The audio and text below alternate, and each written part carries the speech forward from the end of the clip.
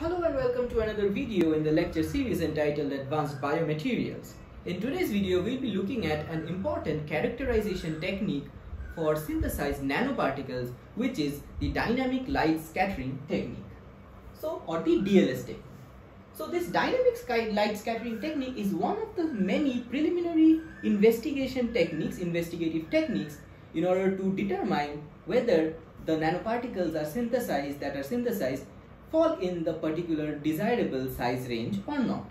So dynamic light scattering, UV visible spectroscopy, electron microscopy such as scanning electron microscopy, transmission electron microscopy, and also fluorescence spectroscopy for nanoparticles which show the property of autofluorescence are some of the important characterization techniques of synthesized nanoparticles. Along with it, there are other techniques such as the infrared spectroscopy, such as the Fourier transform infrared spectroscopy FTIR, as well as the Raman spectroscopy, to determine the different functional moieties of the synthesized nanoparticles, or they can give some information about the the chemical constitution of the synthesized nanoparticles. But this DLS technique will give us information about the size range or the size distribution of our nanoparticles which are synthesized in a solution form or in a suspension. So this dynamic light scattering DLS technique is used to determine the size distribution or profile of small molecules which are present in suspension, or also it is performed for polymers in solution. So if we are trying to do it for nanoparticles, so nanoparticles are very small particles, and in the liquid medium they are said to be suspended in a liquid medium, or the nanoparticles are said to be in a suspension. So it is for determining the size distribution profile of nanoparticles in suspension.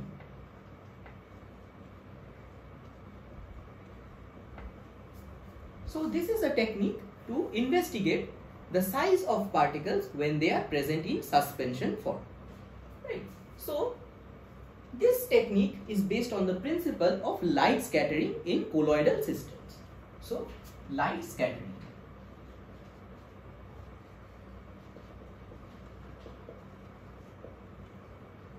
So suppose we have a colloidal system or a colloidal suspension which has different particles.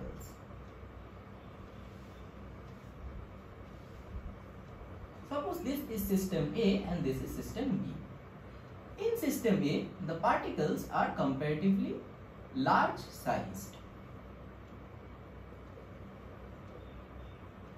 and so these are large sized particles. Write it here. And in suspension B, these particles are very smaller in size, or small in size, or small size distribution.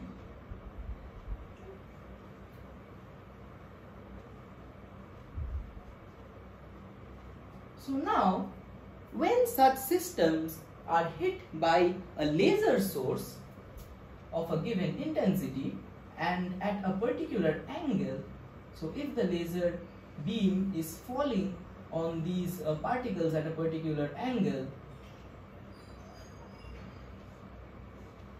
then the light will be scattered.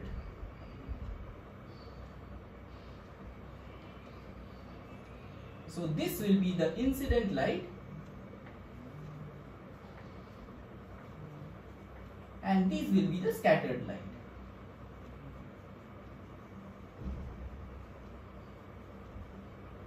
So if we just consider a single beam of this scattered light, this, by measuring the intensity of the scattered light and plotting it against time, we will get a profile.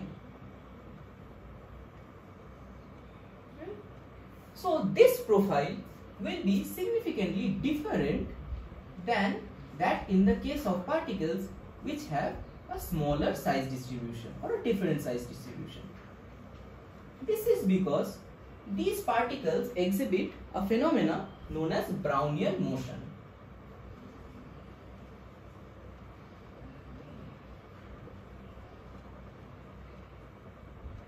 Brownian motion is a zigzag type of motion which is predominant in colloidal systems. So these particles are in a constant state of motion, and since these lasers, they will interact with this laser light and they will scatter the light in different directions. So based on this scattering intensity, the intensity of the scattered light, we will get a profile, size distribution profile.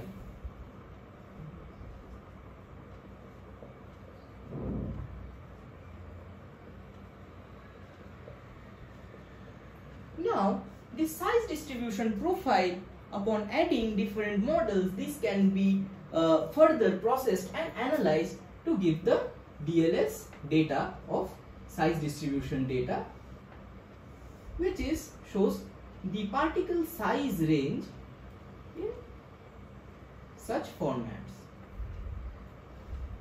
So, if the particle size are broad, we will get somewhat a curved or a sloped peak, but if the particle size distribution are very narrow and very small, you will get a very sharp peak. Right? So also, if the particle size are not uniform, we can get a peak like this. But if the particle size are very uniform, we can get a very sharp peak. So this would, so if we can plot, or if we can consider, if we assume that this peak is at this particle size of say 80 nanometers, and this is 90 nanometers, and this is say 70. So we will say that the particles are in size of 70 to 90 nanometers, and maximum or the majority of the particles have this size of 80 nanometers. Right? But in this case, if we say that this is 80 nanometer mark, this will be 90, this will be 100, this will be 70, and this will be 60. So actually, if we represent, these nanoparticles will be, or particles will have a higher, larger size distribution. So if we consider this as 120, so this will be till maybe 140 here and 100 here.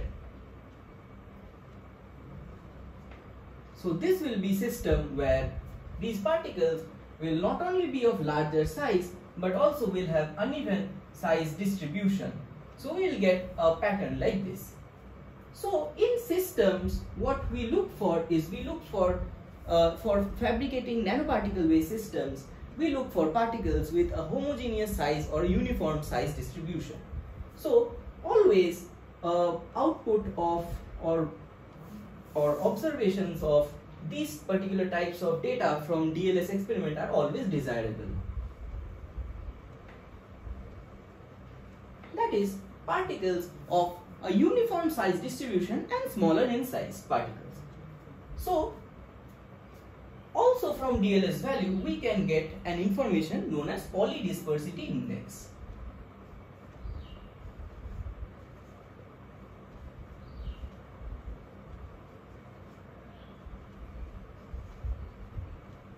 Based on this Polydispersity Index value, if the PDI value is very small, suppose say 0.2 something, or this is a ratio, since the PDI value will be as fractions of, or if it is very small, such as 0.2, 0.1, then we will say that the system of nanoparticles which we have produced or which we have synthesized is monodisperse in nature.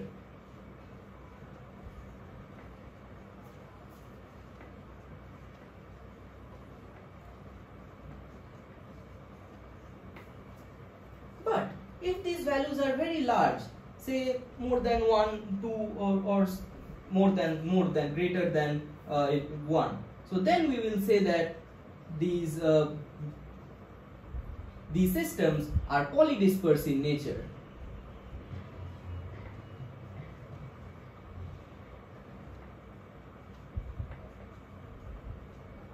So suspension B is an example of a monodisperse suspension, wherein these particles are of very small size distribution, and the particles have a uniform size distribution as well.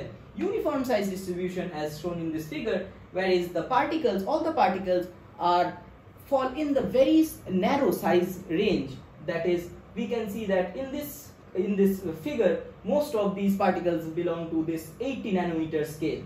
Whereas in figure A, this represents a suspension where these particles are larger in size and also they have a diverse size distribution or a greater polydispersity index. So in this case, the system or the suspension will be polydispersed in nature, because these particles will have sizes ranging from 100 to 140 nanometers, with majority of the particles at 120 nanometers. So these are the two important data which we can obtain from dynamic light scattering experiments. So these data are very preliminary in determining the size of the nanoparticles. So often we need to optimize our system or our synthesis strategy to get nanoparticles of a desired size range. So in order to do that, we keep on changing the reaction conditions or reaction or our source material or different parameters of the reaction in order to get nanoparticles of a desired size range.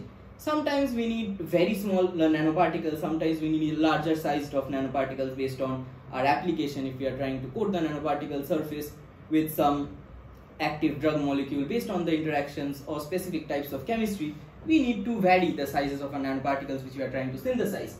So based on that, we can actually get these values of the size distribution range of the particles which we are trying to produce in our suspension through the dynamic light scattering experiment. So this is a simple yet a very powerful tool to determine it or to characterize the synthesized nanoparticles based on the size of the particles in suspension. So with this we'll end today's video.